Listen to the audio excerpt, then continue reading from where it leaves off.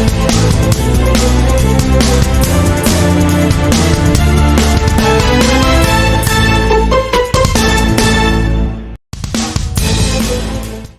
वालेकुम everyone, welcome back to जीतो बाजी खेल के। और पाकिस्तान पेयर अपना ओपनर हार गया। नॉट द फर्स्ट टाइम हम लोग ये देख चुके हैं कि पाकिस्तान अपनी ओपनिंग गेम हार रहे हैं।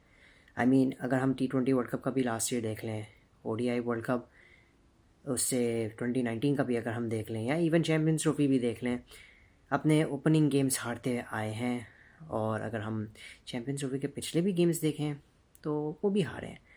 जैसे सबको याद होगा 2017 में जब इंडिया के साथ गेम हुआ था, 124 रन से हम हारे थे DLS मेथड से। फिर 2013 के भी चैम्पियंस ट्रॉफी में भी हम 2 विकेट से गेम हारे थे।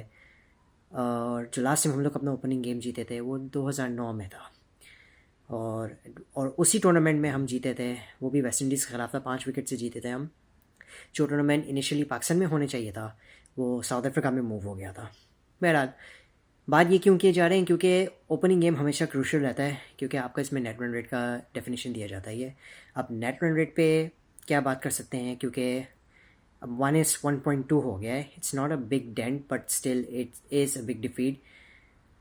हारिस रऊफ, नसीम शाह, स्पेशली खुशदिल शाह जिसको बहुत क्रिटिसिज्म मिली थी स्क्वाड के सिलेक्शन होने पे, सलमान अली आगा उस बंदे का क्लच प्लेयर है, उनको कुछ कह नहीं सकते बेचारे को, उसको भी क्रिटिसिज्म अक्सर मिलते हैं। लेकिन अगर इन लड़कों के वजह से अगर हम लोग स्कोर नहीं कर पाते तो it could have been more than that, maybe another 100+ defeat हो जाता है। लेकिन 60 defeat is not a big deal. Comeback अभी भी किया जा सकता है, बट इंडिया वाला गेम एज ऑलवेज प्रेशर पे होगा ही है। तो जितना भी हम लोग कह सकते हैं कि इंडिया वाले गेम पे हम कमबैक करेंगे क्योंकि हम फाइनल उनसे खिलाफ जीते थे last time, I don't really bat on that, specially considering कि हमारी जो बॉलिंग कितनी वीक है।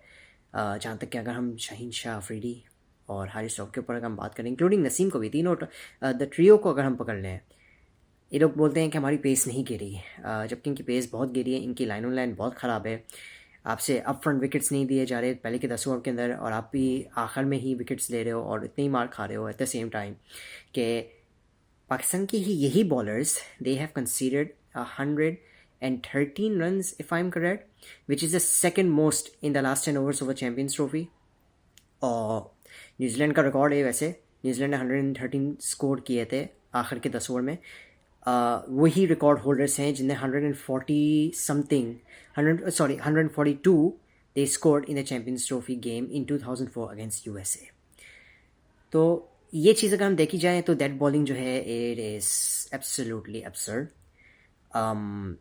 कंसिडरिंग द फैक्ट दैट कि अगर हम जो हाईलाइट किया जाए कि हम गेम एग्जैक्टली कहाँ हारे हैं, वो ये है कि हम लोग आखिर के 10 ओवर में न्यूजीलैंड की इनिंग्स और स्पेशली पहले के 10 ओवर में पाकिस्तान की इनिंग्स में हारे हैं।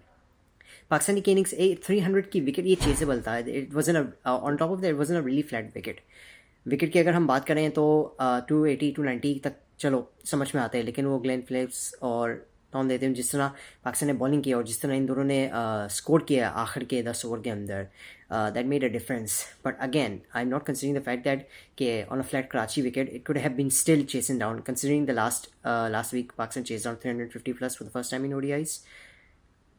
वह ये भी देखा जा सकता है कि the way they started 22 in the batting power play is absolutely unacceptable. जिस तरह बाबर आजम इन पर्टिकुलर, हम लोग अगर बाबर आजम की बात करें, ये that's the way it's approach is absolutely not acceptable. I know he's trying to regain some form, but this tournament is not way to find your form at all. The way Salman and Khushil in particular played shows कि हमारे top order batting they lacking so many things. Anyways, ये वाली चीज़ें हम लोग तो बहुत बातें करके आ रहे हैं बहुत टाइम से, but I'm afraid कि कोई इस चीज़ को सीरियस नहीं ले रहा। ये हमारे सुपरस्टार्स कहेंगे भी या नहीं कहेंगे, they're not working on their weaknesses. I don't know what coaches are doing, I don't know what players are doing, I don't even know whether they're on the same page, but if they really are working on the same page तो वो Sunday वाले दिन देखा जाएगा, क्योंकि वो भी Dubai में इंडिया के साथ गेम होगा। तो I hope Pakistan make a comeback, but given their recent form और जिस तरह ने लास्ट T20 वर्ल्ड कप खेला है and the last ODI world cup, I don't really see much of a differences, not at all. चलें अब हम लोग आगे बात करते हैं इसके ऊपर कि अगला गेम जो इंडिया और बांग्लादेश का होने वाला है। सबसे पहले तो ये है कि टीम इंडिया जो है वो prediction being the finalist of the last tournament, 2 times champions, India obviously have a better upper hand, क्योंकि बांग्लादेश को ऑलरेडी लास्ट एडिशन में भी हरा चुकी थी सेमीफाइनल के अंदर। एंड बांग्लादेश अभी रिसेंटली अपनी सीरीज़ तो जीत के आ रहे हैं। On top of that, they've been in a good form, but considering कि इंडिया जिस तरीके से अभी अपनी क्रिकेट खेल रहा है, I mean no doubt they're one of the powerhouses of the world. India is obviously the winner for me in this game, but on top of that, playing in Dubai, all of their games, also, I mean whether you can consider travel fatigue or not, but players को एक दूसरी country से दूसरी country में जाना जो कि तो थकन भी दे सकती है ये, but for India not that much of issue क्योंकि since they're playing in UAE only. But so I would give a lot of side to India for winning this game comfortably. On top of that, they have a very good spin options.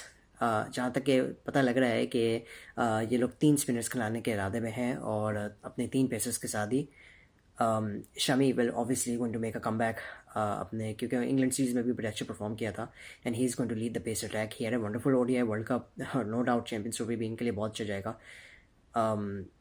और top order obviously top order इनके form बहुत अच्छे है। शबनम गिल जो recently अभी number 1 ODI batter बने बाबर आजम को dethrone करने के बाद, he will be the one to watch out for apart from Rohit Sharma. जहाँ तक बांग्लादेश की बात है, I think Bangladesh they have some lot of work to do specially in the pace department. और इनकी टॉप ऑर्डर बैटिंग जो है they need some a little bit more acceleration in the top. Obviously India की bowling जो है there has improve a lot over the past few years and considering के how India is going to go through there with the team, it is completely up to everybody knows how they do that. जिधर हम इसकी बात कर सकते हैं कि upset की, क्योंकि अभी ऑलरेडी प्रिडिक्शन हो चुकी है कि पाकिस्तान को क्वालिफाई करने के लिए इंडिया को अपने सारे गेम जीतने पड़ेंगे या Bangladesh should do some sort of an upset to either New Zealand और इंडिया। पॉसिबल है, it's cricket, anything is possible. I mean Bangladesh have already defeated India few times all, but in a big tournament जहाँ तक बांग्लादेश का performance देखे जाए, they scrambled under pressure especially against India. हमें अगर Asia cup final याद हो अबाउट 7 years बैक 2018 में, तो इसी ग्राउंड में दुबई में इंडिया और बांग्लादेश ने फाइनल किया था। तो बांग्लादेश ने इंडिया को रिस्ट्रिक्ट तो किया था, but India still manage to win by 3 wickets to clinch their Asia cup title. So और रिसेंटली अगर हम देखे जाएँ तो बांग्लादेश ने did well against India in the Asia cup 2023 वाले में। They win by 5 runs। Even जो इनकी रिसेंट ओडीआई सीरीज़ भी हुई थी in Bangladesh, they won the series as well. So it is a tight competition, not really a tight competition. It's going to be sort of competition, but I think India is going to get an upper hand comfortably. और जहाँ तक playing 11 की बात करने हैं तो yes, I believe they're going to go with 3 spinners and 3 seam bowlers. Hardik Pandya, Shami is going to lead. Maybe Rana is going to play for India because he was replacing. Arshdeep Singh may miss out this game, but I don't maybe Rana शायद ना ही खेलें, हर्षदीप सिंह को ही खेलें because India want to get as comfortable as quickly as possible. You know, first win is always an up sort of grab. You cannot manage to lose out. Considering कि Champions Trophy originally was a knockout game, क्योंकि you win, you lose, you're out. So Champions Trophy is a brute of a format, and so I guess they would go for a complete pace attack. तो मुझे तो यही नजर आ रहा है कि India will going to get an upper hand. And yeah, it's going to be a good start for India. फिर इसके बाद जहाँ तक कि अगर हम लोग अगले गेम्स की बात करते हैं, ये more excitement will be there for Australia and England, जो कि परसों गेम होगा, उसकी तो हम लोग बाद में बात कर लेंगे। But excitement will be there because going to be a big game up ahead. Actually Australia and England will be game number 4. South Africa and Afghanistan will be an interesting game as well. So anyways, very disappointing day Pakistan की team की तरफ से। They did not put up a performance they were supposed to put on, especially being a host and a defending champions.